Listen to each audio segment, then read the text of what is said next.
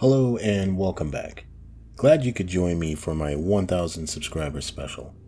I want to thank each and every one of you for helping me to get to this point. It's been a big milestone in what I hope is a long YouTube career. I couldn't have done it without you.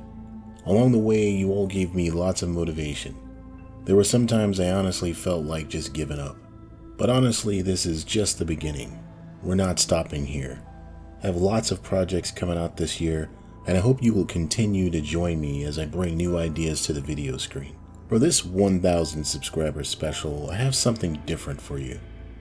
I want to tell this recently declassified story for you, and I think it's worth retelling.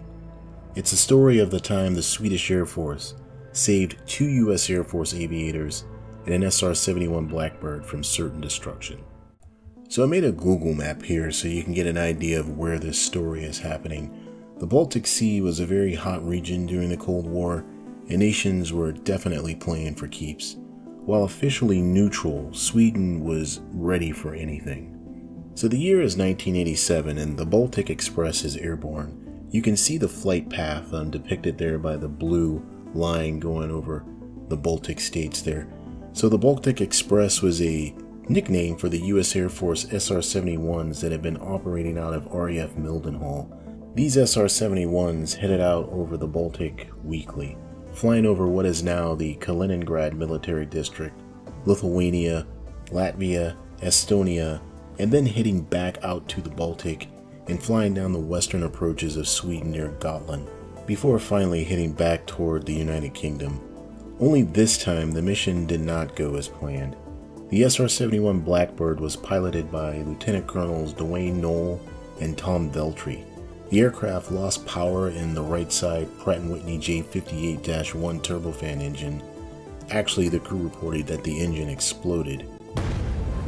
So the Blackbird was now in trouble, no doubt.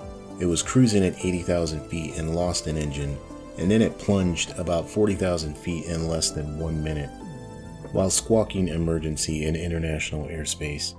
The stricken aircraft veered off course into Swedish airspace and ended up over Gotland, heading southwest and going very slow. Now the Swedish were very aware of the SR-71 Blackbird flight paths in the area, and they often practiced trying to intercept the aircraft. The ever-vigilant Swedish, of course, had been monitoring the Blackbird and scrambled 4 J-37 Viggens to intercept.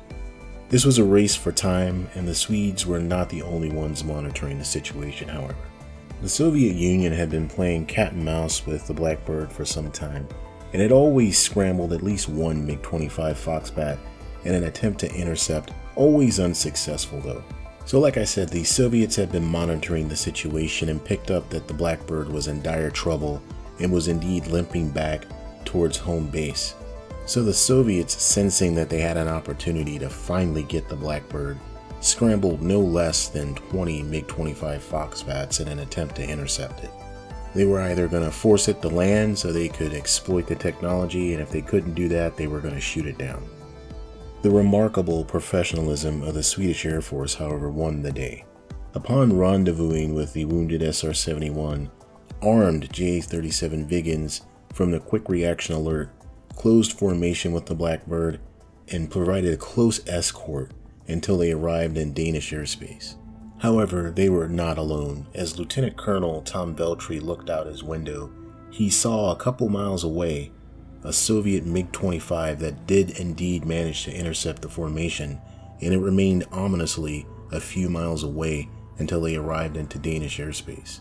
Due to the sensitive nature of operations like this incident remained classified until 2018, when the U.S. awarded the Swedish pilots Colonel Lars Erik Blad, Major Roger Moeller, and Major Christer Sjöberg.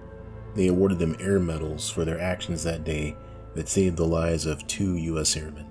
Alright, so I just wanted to do that little story for the community, for you all that have supported me and got me to this point.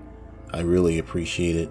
I wanted to do something a little bit special, and I'll see you in a future video, and thank you again for your support.